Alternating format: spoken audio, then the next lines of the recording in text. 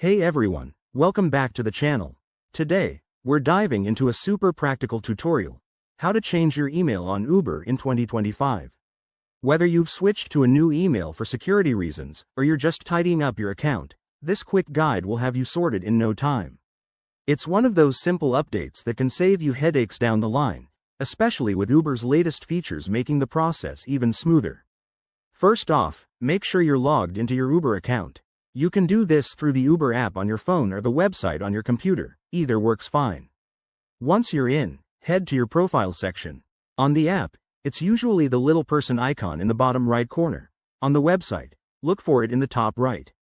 Next, tap or click on Settings or Account Settings. This is your hub for all personal info.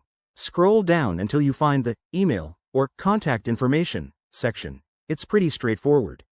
Here, you'll see your current email listed. To change it, hit the Edit button or the pencil icon next to your email. Type in your new email address carefully, double-checking for typos to avoid any verification issues.